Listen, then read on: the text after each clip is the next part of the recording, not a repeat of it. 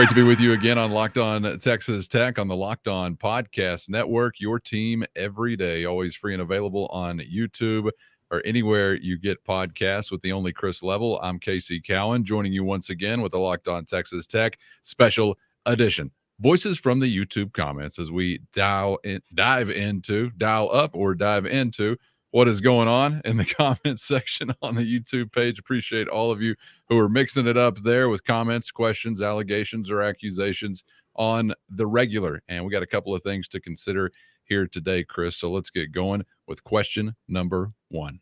This is from our good buddy, Viva La Tortilla 81, who asks this question about Red Raider head coach Joey McGuire. He says, which side of the ball is Coach McGuire more involved in during the week or on game day, and how would you compare him in that way to some previous Tech head coaches? Obviously, some head coaches, Chris, have, I guess, their forte, maybe how they came up in the coaching ranks as more of a defensive guy, more of an offensive guy. We have seen some CEO types that sort of oversee all, and we've seen some very singularly focused head coaches, whether at Tech or elsewhere in the Big 12 Conference, that really invest in one side or the other. I thought this was an interesting question because I guess from my perspective, Coach McGuire has done a good enough job of overseeing it all that I hadn't really felt like he was tilted one way or another, but you've got a closer view than I do. So what's your thought as it relates to the question? Yeah, and every head coach is a bit different because you get, as you mentioned, Cowan, you get because Mike and Cliff were solely focused on offense, honestly. And then, dabbled in defense and game management and all those kinds of things. I think, Tommy Tuberville was a CEO type, just kind of an overseer. I think Matt Wells was similar to that, and that's kind of how Joey is as well. I would say that specific to Joey, he's involved in everything. I think that during the week or on a game day, the way that the headsets work, you have an offensive channel and a defensive channel. He's on both and flips over. And so he can talk to Kitley or talk to DeRuiter and not that he's telling them what to do per se, but maybe have a suggestion, but just wanting to be involved and curious. And then if it's a decision on we're going to go for it or hey, let's set this thing up for a field goal or whatever that may be from a management, or foresight standpoint, he can weigh in on because ultimately it's his call. And if hey, we're going to go for it here. So, hey, Zach, go ahead and call your best plays to set us up to go for it. You got it, coach. And then away you go. But Joey his background is defensively, specifically linebackers. And so that's really where his coaching background comes from. I would say, though, that I think it's important to note that with all that has changed the game, there's just not too many coaches left that can honestly do what, like, for example, Mike and Cliff did or call a specific side of the ball. And the reason I say that is because the line at a head coach's office during the week is longer now than it's ever been before. Yeah. I mean, this donor wants to see you. Hey, we got this kid that didn't go to class. We've got this NIL problem. We've got, I don't know, you name it. There's a lot more issues and not necessarily problems, but things to deal with for a head coach now than ever before that they're having to deal with. And I think that causes most coaches to just say, I can't give this side of the ball or that side of the ball the amount of time that it ultimately needs to be able to call it, or for me to spend more time on one versus the other, or whatever it may be. I think you follow what I'm saying. It's just, yeah.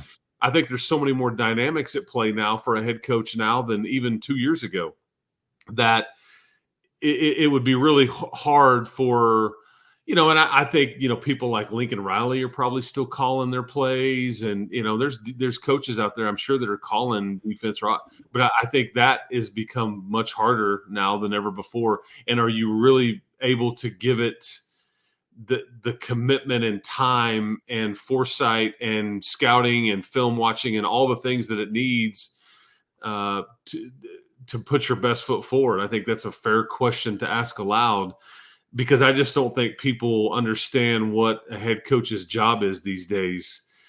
I think the coach part is something that they would love to be more involved with, but there's so many things that they must be involved with that. And I think Joey is a guy, he's a player's coach. And I think he wants to be involved with, hey, if one of your redshirt freshmen has a problem and he wants to come talk to you, you're going to give that kid time, even though he's not maybe on the depth chart. Well, that takes time away from other things that you maybe want to do if you wanted to be really involved in one side or the other, on whether it's, on a Tuesday or a Saturday afternoon. But as far as what we have seen up to, he's really just kind of balanced his time. And I'll tell you, maybe where I would say he's maybe most involved is maybe special teams on an opinion on game planning or what to do, or whatever the case. He's very involved there. But I would say equally so offensive, defensive. Well, he is a CEO type, and he's a player's coach, and he's kind of involved in a little bit of everything. Coach Tuberville, when Tubbs came here, he did everything that the administration did that Mike didn't, and that's why it was kind of an opposite theory. He was willing to go out and talk to whoever, talk to whatever. That's what he was good at. Now, was he good at knowing everybody on his team or understanding what they were doing? His background was defense, but there were times where we get into conversations on his coach's show, and he may not be super, I could tell it may not be super familiar with like the depth chart or like a player that we were being asked about or something like that. But it's like, hey, coach, we need you to go speak to this group. Got it. And Mike just wasn't his deal. He wasn't going to do those things. And so it's just different. Now, did Mike know all the guys, the minutia of everybody on defense? I don't know. But it's just everybody. It's hard, man. There's so many people you are managing, and more so now, because that's back when coaching staffs were legitimately 10 to 20 people, like in totality. And now it's probably closer to double of that. And that's just your staff, support staff, all the things that come with it, the nutritionists, the video people, all the stuff, and much less trying to memorize, 120 kids and their background and knowing what they're going through on a daily basis. But Joey is as good at that part of knowing everybody and touching everybody in the entire program and getting FaceTime and all that as anybody I've ever been around. Ultimately, you want people to win. That's what it comes down to. But yeah, he would be a CEO type, and that's what most are this day and age. You almost have to be. Yeah, I hadn't really thought about that. All that comes now with that responsibility of being a head coach as compared to what it was previously, and it would almost, to a degree, make me think that those employers, those athletics directors out there, might be kind of valuing or emphasizing almost a different set of criteria for a head coach Correct. now than they might have in some previous eras. I know on game day, like you described, communicating with both sides, obviously, and obviously you want guys who are DCs or OCs that you can trust and what they want to do, and probably don't want to have to make every call if you're a head coach, because you want to be able to trust those guys. But I'm curious, from a practice standpoint, Monday through Friday, do you think he's diving into anything a little bit more specifically, or does he remain kind of the same as he would be on a game day, just kind of communicating evenly across the board? I mean, if you were tilting one way or the other, I think it's probably defensively, just because that's his background. But I do think he's, like, in a practice, he's available and visible to all aspects of his entire team.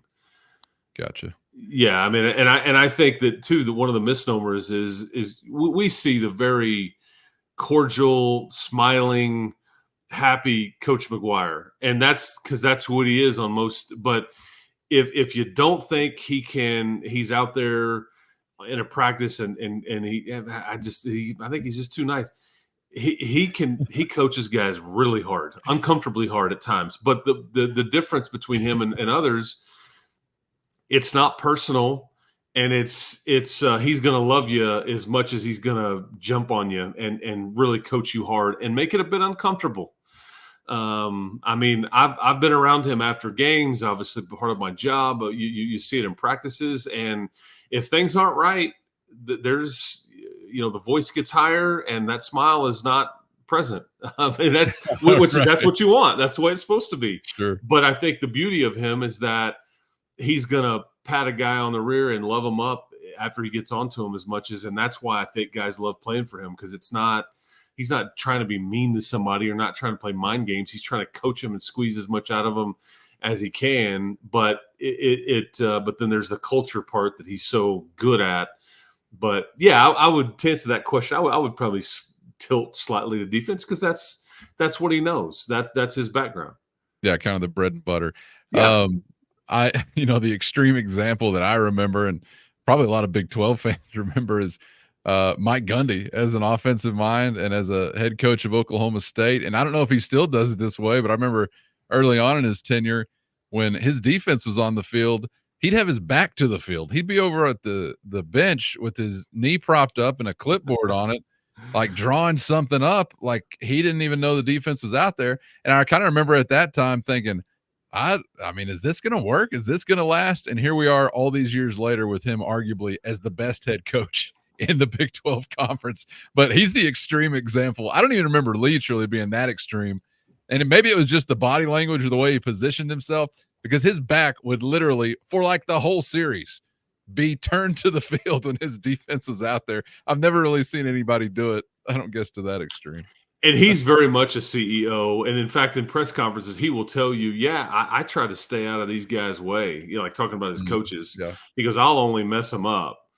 But and probably overstating that a bit just for emphasis and things like that. But that's fairly normal these days, I think. And when you win, like he has at the level that he's won at, you're not going to get what he's doing is clearly worked. Now, the criticism he would get is, well, you haven't won enough, or you haven't won the big one, or you didn't beat Oklahoma enough, or whatever. Yeah.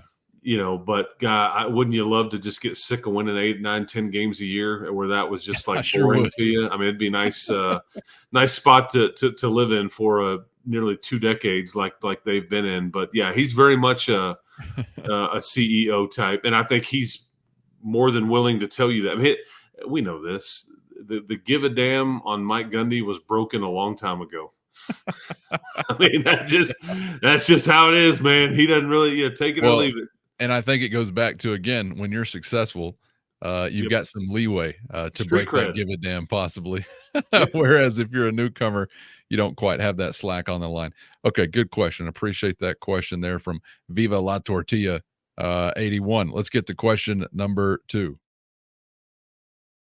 First, today's episode brought to you by Gametime. Never sweat buying tickets to your favorite events again with Gametime. It's always a breeze using the Gametime app, where you're going to find the best last-minute deals. And I love being able to scout out a view from any seat before pulling the trigger. And of course, it's always at the lowest price, guaranteed. Gametime has deals on tickets right up to the start of the event and even an hour after it begins, which means you can finish off that last beer at the tailgate at your own pace, because Gametime is the place to find last-minute seats to any event. They give you the fastest and easiest way to buy tickets, but not just fast and easy, also secure and simple to use. So right now, download the Gametime app and create an account and use the promo code LOCKEDONCollege for $20 off your first purchase. Terms apply. Again, create an account and redeem our promo code LOCKEDONCollege for $20 off. Download the Gametime app today for last-minute tickets at the lowest price, guaranteed.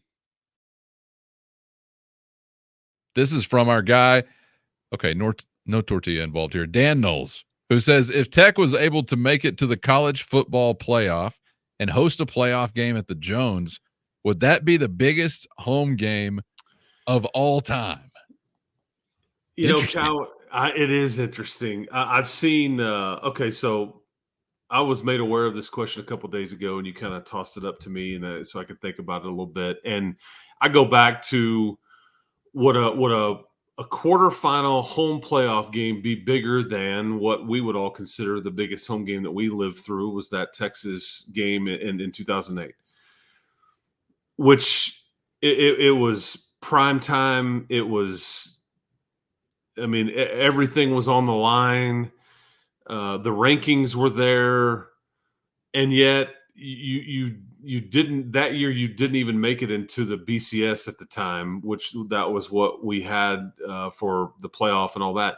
You didn't even make it into the Big 12 title game, and I think that because you've never made it to a Big 12 title game, and so I mean, theoretically. Yes, a playoff game would be the biggest home game you've ever had. I don't know if the emotion would be near the same, but as far as stakes go, absolutely. And it's what maybe I'm guessing got this question asked or, put into the ether is that we've seen a lot of the video game stuff going on and people are running with dynasty mode and they're playing these seasons and all those things. And there's been some home playoff games that I think have been as part of people playing the new NCAA 25 video game or whatever it is.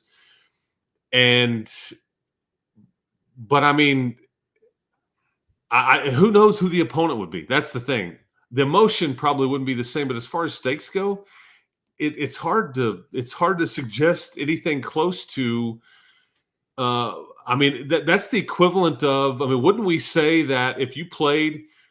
Because what that would be is an Elite Eight game basketball-wise at home. Wouldn't we all agree that if you ever played an Elite Eight game at home, that would be the biggest home game in basketball? And that's what the football version would be. I mean, I don't know how you could get – because you have legitimate stakes on the line. You are trying to stay in the tournament. And this just is something brand new that – has been introduced because of the playoff expansion. But yeah, I think it would be the biggest home game. But I just don't know if people would lose their dang minds like they did in 08.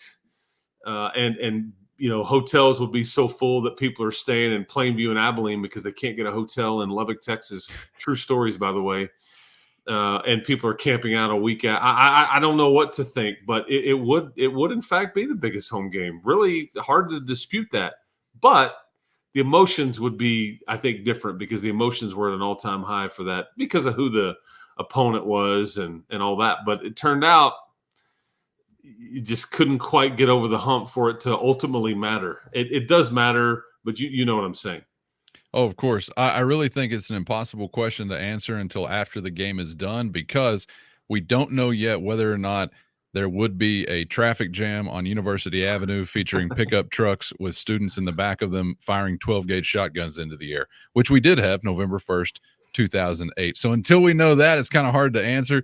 I think you nailed it, really. The stakes inarguably would be higher than anything you've ever had because you've never had a chance to have – nobody has – have a playoff game on your home field. So it's hard to get around that. But the emotional component, without some context as to who that would be, kind of what those rankings would be. I think it's really about the opponent, though. Like if you were able to match up with something regional or somebody that you've got some history with in the playoff and you had those playoff stakes on your home field, then maybe it would be a no-brainer. This is as big as it's ever gotten. And I know that some from different eras can probably cite some different games than even November 1st, 2008 against UT that maybe you feel like was the biggest home game that you remember as a Red Raider football fan. But UT is number one in the nation, I guess, at that time. So you come in and you have that type of emotion, that type of ranking, that type of opponent. I think that unless you're matching that kind of context, I don't think necessarily it would be. So I think you split it up perfectly. The emotional aspect is one part of the conversation, the stakes, another part of the conversation. But I don't know. I'm willing to try it out. If somebody wants to go ahead and get there and let's see what it's like, and we'll come back and revisit this. I'll buy a ticket right now. Yeah. I mean, the game after the week after that against Mike Gundy's Oklahoma State Cowboys was you could actually argue bigger than the Texas one because you had won the Texas game. Yeah. And the stakes just got bigger and you ended up winning it. And it set up that situation to go to Norman, and it obviously didn't go well. But I'm as fascinated about the playoff expansion and those four teams that get to play at home this year on December the 19th and 20th as anything as it relates to the playoff. I mean, I think there's a risk that when you're playing the title game on January the 20th, like that they are, I think it's the 20th or 21st or something. It's really delayed. It's 10 to 12 days later than normal, that there's going to be some interest lost just because of how much time in the NFL will be rolling and playoffs will be, that part will be kind of peaked up. And I just think that, the sport could end up losing some interest genuinely. However, the payoff is that weekend before Christmas.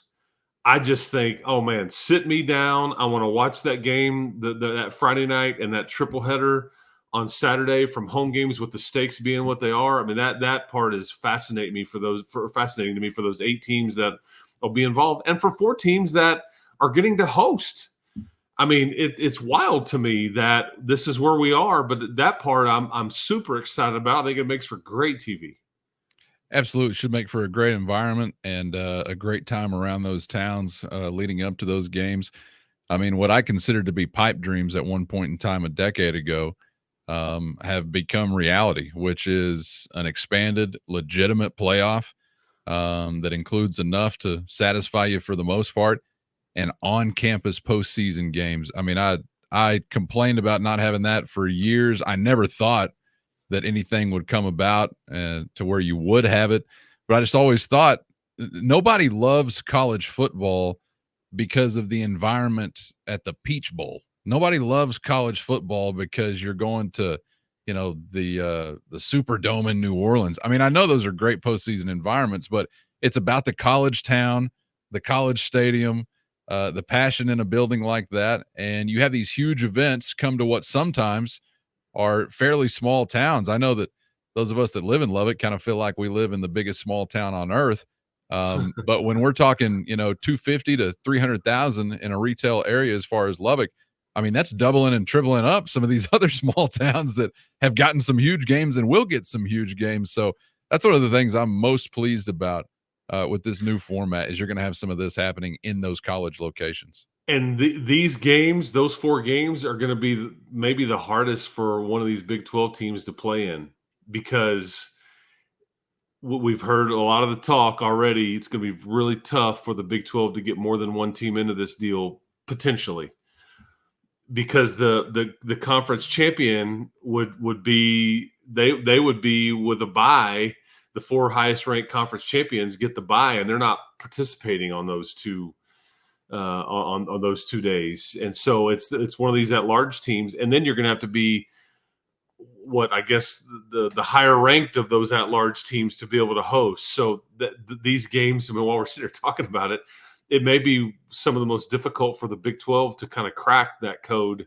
We'll see. We'll see how it plays out, but it's going to need for more than one team to really separate. One team will be automatic because they win the title game, but you need another team to really separate and win their non-conference and all those things to be able to participate in those games the way it's currently set up. I'm so excited about that part of it. And of course, just for the format in general. And I think these things do actually achieve something that is rarely, if ever, achieved. And that is rewarding the consumer. You, the college football fan, you actually get a treat here this time around. You've been a good boy, and you get a treat here this time around, whereas typically the consumer's nowhere on the list as far as who they're making these decisions for. But maybe it's representative of a new era. We can only hope. All right, appreciate those questions, and keep them coming in the comments as well. Thanks to all who are mixing it up there in the YouTube comment section on the regular. Chris, appreciate your time as well, man. Enjoyed it. Absolutely enjoyed it. These are fun to talk about different subjects in different ways based on the folks listening to us, watching us, and all that. So keep the questions coming. Appreciate it. Enjoy the weekend, people. Get subscribed on YouTube or anywhere you get podcasts so you never miss an episode. For your second listen, check out Locked On Big 12 on YouTube or anywhere you get podcasts as well. Thanks for being out there, and we hope to see you back for the next round on Locked On Texas Tech.